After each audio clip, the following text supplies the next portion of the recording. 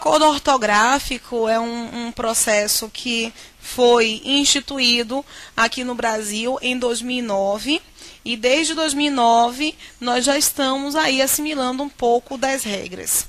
É um acordo, no entanto, que passará por um processo de adaptação, o qual vai terminar agora, em 2012. A partir de 2013, é somente a norma nova que vai vigorar. O grande problema do novo acordo ortográfico não são as regras que hoje ele apresenta para nós, ao contrário. O grande problema do novo acordo ortográfico são as regras antigas. O pessoal fica dizendo para mim, mas aí eu vou ter que aprender tudo de novo. Mentira, vai ter que aprender. Porque esse tudo de novo é que não aconteceu, né? Esse anterior é o que não aconteceu. Nós temos 2 pontos principais sobre o novo acordo ortográfico, que é o ponto de acentuação e o ponto da utilização do hífen. Mas, Rose, somente esses pontos foram apresentados pelo novo acordo ortográfico? Não. Nós temos outros pontos, mas o novo acordo, ele perpassa, sobretudo, por esses 2 tópicos. Em acentuação, é tudo de acentuação que muda com o novo acordo ortográfico? É tudo de acentuação? Não. O pessoal chegou para mim, logo no início, ali em 2009, e falou assim, Rose, pelo amor de Deus, me ensina a esse novo acordo ortográfico, porque mudou tudo. Eu, particularmente, não acentuo mais. É para chegar a esse extremo? Esse exagero todo? Não é? E-mail, o pessoal já não acentua. E procura ainda escrever em caixa alta. Porque indicam que em caixa alta há dispensa da acentuação. Gente, não é bem assim. Poucos são os pontos em acentuação que passaram ali pela avaliação do novo acordo ortográfico. E poucos são os tópicos em hífen que passaram ali pelo processo também do novo acordo ortográfico. E aí eu pergunto para vocês, quem colocava hífen? Direitinho. Não é difícil. Quem sabia exatamente que a palavra predeterminante é com hífen ou sem hífen?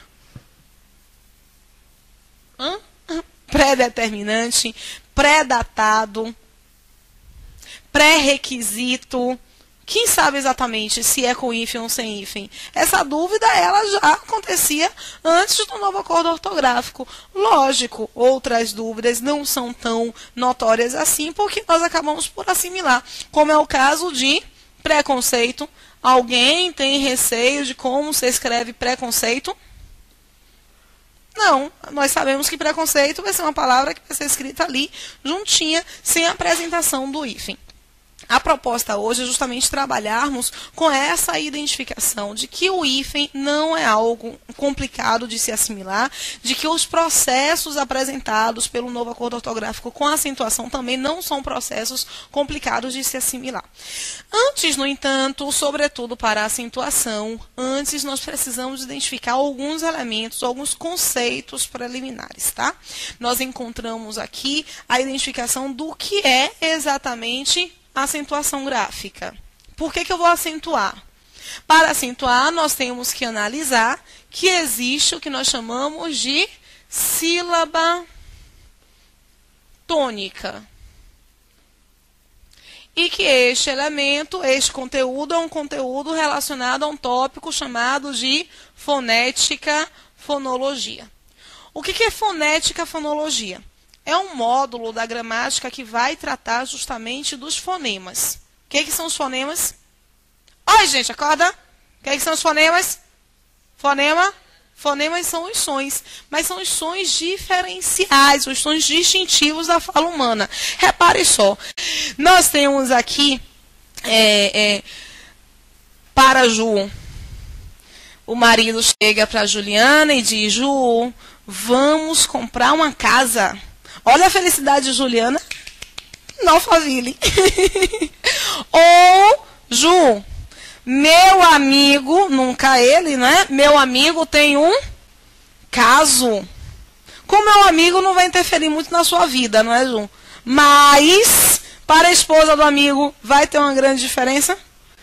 Muito grande. O que nós temos aqui? Quantos sons nós produzimos quando pronunciamos casa e quando pronunciamos caso?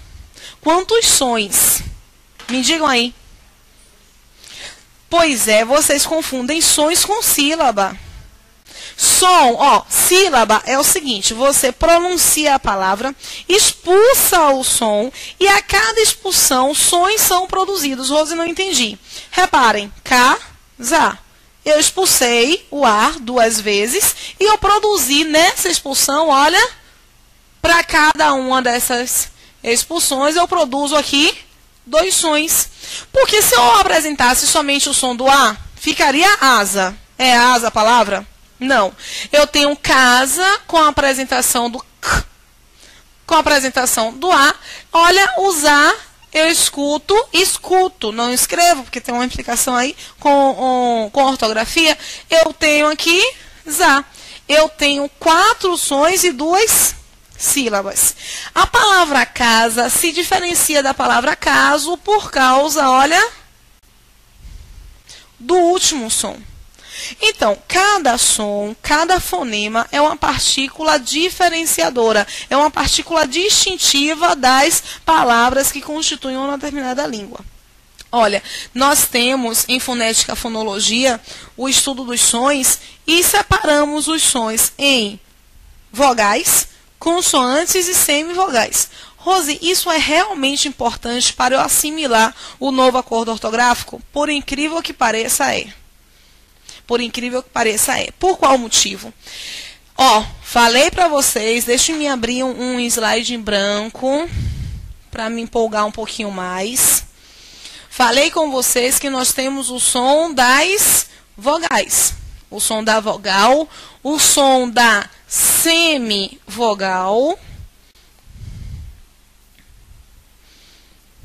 e o som das consoantes.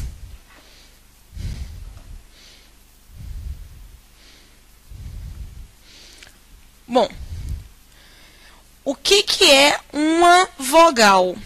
Vogal é quando você produz o som e nessa expulsão não tem nenhuma obstrução. Eu tenho aí, olha, por exemplo, A, E, I, O, U. A diferença em A, E, I, O, U é somente essa elevação aqui do maxilar. A é superior a todas as outras. E e O, elas estão na zona média. I e U, elas estão numa zona bem baixa. Eu tenho as vogais, uma produção sonora sem obstrução. Beleza. As consoantes, uma produção sonora com obstrução. Bola. Notem quando eu pronuncio bola, o que acontece? Eu tenho uma obstrução do A justamente nos lábios. Então, consoante é a produção de som com obstrução, vogal é a produção de som sem obstrução. E o que é a semivogal? E aí, já pararam para refletir sobre o que seja a semivogal? Reparem só, no português, o núcleo, a ponta máxima de uma sílaba é a vogal. Essa é a ponta máxima, tá? Na produção de vogais em uma sílaba, em, por exemplo, elefante, quando eu separo elefante, esse L fica sozinho. Mas na produção de pneu, eu posso separar pneu? Não. Por qual motivo? Porque no português nós não temos uma consoante sozinha. O ponto máximo de uma sílaba é a vogal. Assimilaram isso? Beleza? Posso ir, não posso? Ok. Nós encontramos, no entanto, estruturas que se apresentam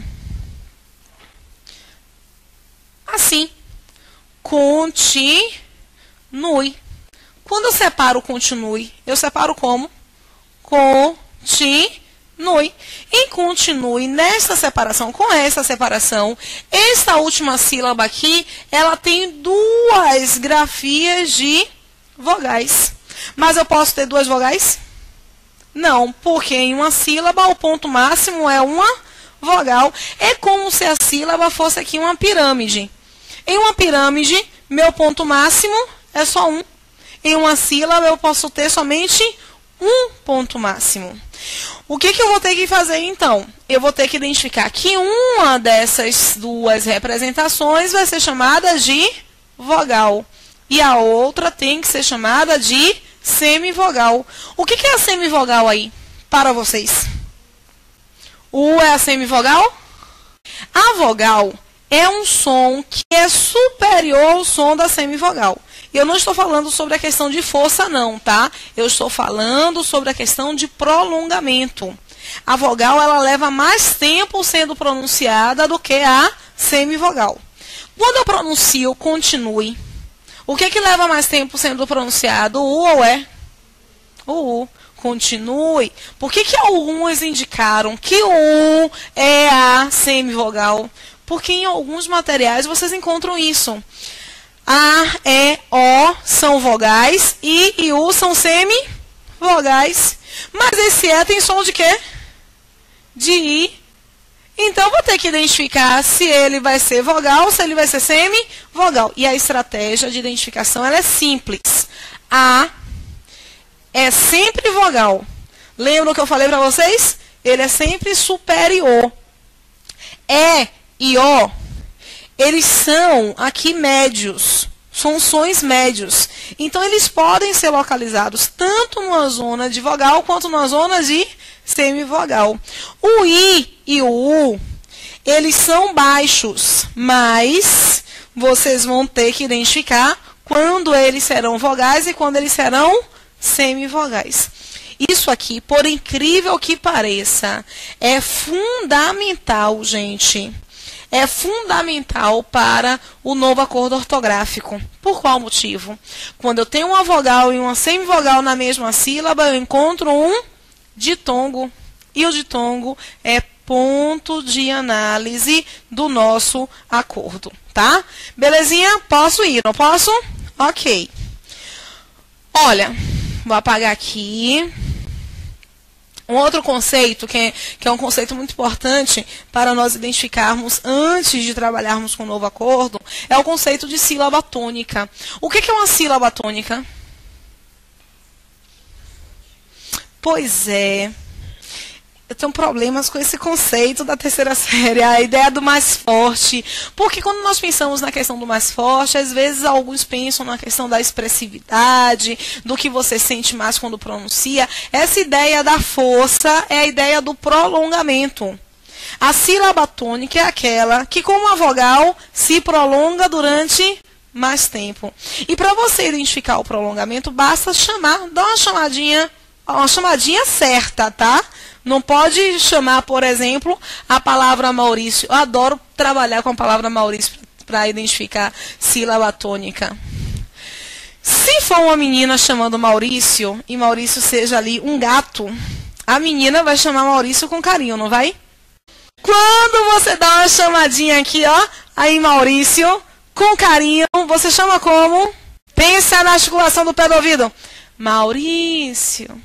Maurício. Maurício, gente, olha, eu tenho um prolongamento. Nego, vem cá. Eu tenho, portanto, quando eu separo a palavra Maurício, eu separo como? Maurício. Maurício. Esse iri aqui é justamente a nossa sílaba tônica. Esta sílaba tônica, ela se diferencia em termos de posição da sílaba tônica, por exemplo, de parcial. Dá uma chamadinha aí em parcial, como se parcial fosse Maurício, tá? Tem que ser com carinho. Como é que a gente chama parcial? Nós chamamos parcial? Nós chamamos parcial. Nós chamamos como? Parcial. Esse ao aqui é a nossa sílaba tônica. E por isso, olha, vamos assim identificá-la.